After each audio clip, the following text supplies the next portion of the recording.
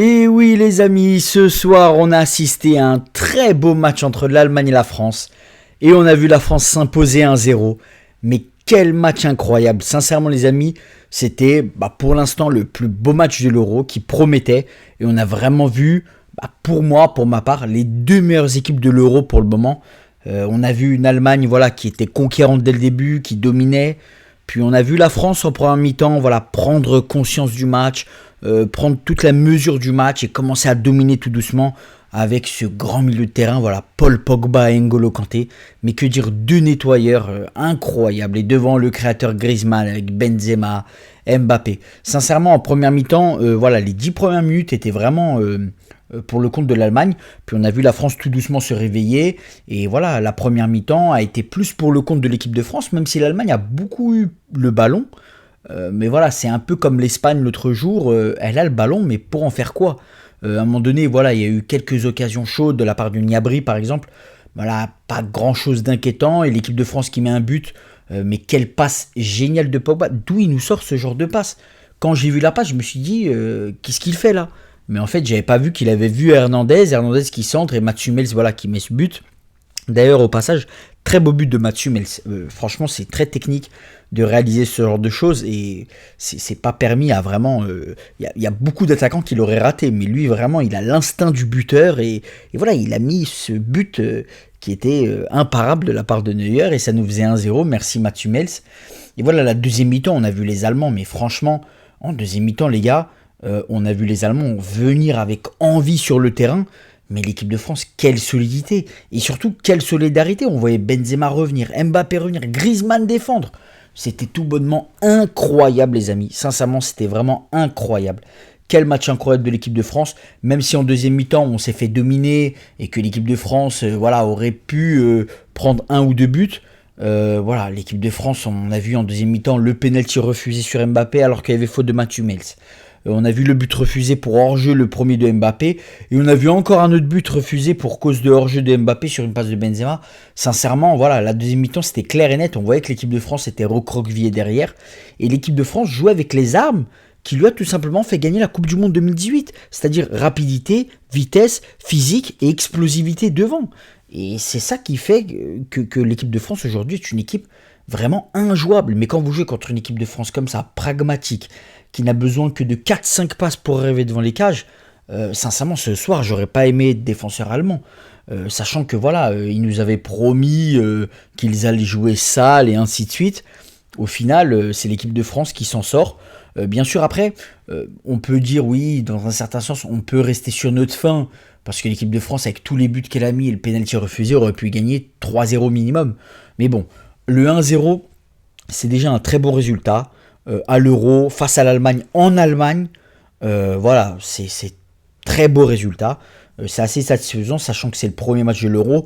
Le deuxième match, ça va être la Hongrie à Budapest. Ça va aussi être un match difficile, faut pas croire. Hein. La Hongrie contre le Portugal a craqué dans les 5 dernières minutes, mais c'est une très belle équipe qui défend et qui justement contre-attaque. Il faudra faire attention à ce genre d'équipe. Mais quand on voit la solidité défensive de l'équipe de France, sincèrement, je vois pas quelle équipe peut aller chercher l'équipe de France. C'est tout bonnement incroyable. Après, concernant les joueurs, donc pour revenir, Lloris il a fait ce match, très bon match. J'ai trouvé ensuite Hernandez très en jambes. Il a fait vraiment un très très bon match, très solide. Défensivement, il a éteint Kimmich sur beaucoup d'occasions. Ensuite, Pavard, il a fait un match assez intéressant, que ce soit offensivement ou défensivement, il a apporté. Kimpembe, très bon match. Surtout j'ai aimé le petit coup d'épaule sur Kimmich qui lui dit hey, fais attention petit là, ta place c'est par terre, et Kimmich il a vraiment terminé par terre. Varane c'est la classe les gars, à l'état pur.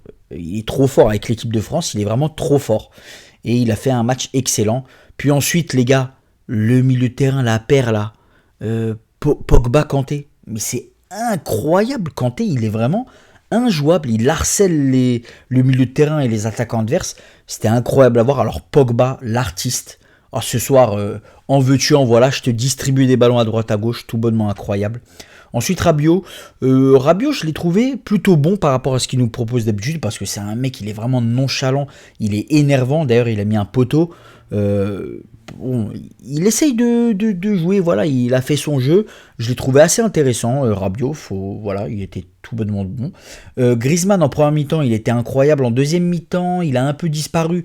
Mais ce que j'ai vraiment aimé avec Griezmann, c'est vraiment sa contribution défensive.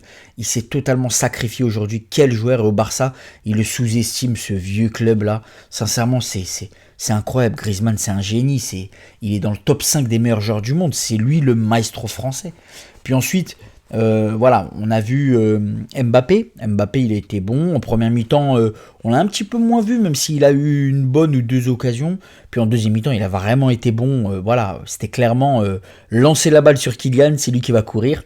Et Benzema, que j'ai trouvé dans l'ensemble plutôt bon, voire moyen. Parce que malheureusement, voilà, on voit qu'il n'a pas encore les automatismes.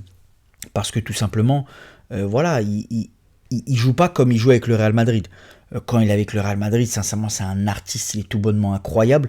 Là, voilà, on sent qu'il a encore besoin d'automatisme avec l'équipe de France, qu'il n'ose pas encore décrocher tout à fait, mais quand ça va le faire, quand Griezmann, Mbappé, tout ça, ça va commencer à jouer, sincèrement, les gars, ça va être tout bonnement formidable. Voilà, que dire sinon sur le match, il a été plutôt bon. Même pas plutôt bon, je suis complètement dingue. Il a été tout bonnement excellent ce match, c'est le meilleur match de l'Euro. On a vu l'intensité et à la fin du match, les gars, j'étais sous stress parce que voilà, l'Allemagne attaquait, elle attaquait, mais voilà, la France, quelle équipe formidable. On a cette arme, la contre-attaque, voilà, la puissance, la vélocité, la contre-attaque, le jeu en transition rapide vers l'avant. C'est ça qui a fait gagner l'équipe de France en 2018 la Coupe du Monde, les gars. Faut pas l'oublier. Et là, aujourd'hui, contre l'Allemagne, voilà, l'équipe de France confirme. Tout le monde disait, ouais, mais c'est des grosses têtes, ils parlent pour rien, ainsi de suite. Et au final, on n'a pas parlé pour rien. Hein. Rudiger, où il nous dit, ouais, ça va jouer sale, et ainsi de suite. Ouais, mais l'équipe de France, tu joues pas contre l'équipe du quartier ou tu joues pas contre une équipe du coin. Hein. Tu joues contre les champions du monde. Donc Rudiger, un peu de respect, s'il te plaît. Sachant que le mec, c'est un carnivore, il a voulu mordre Pogba.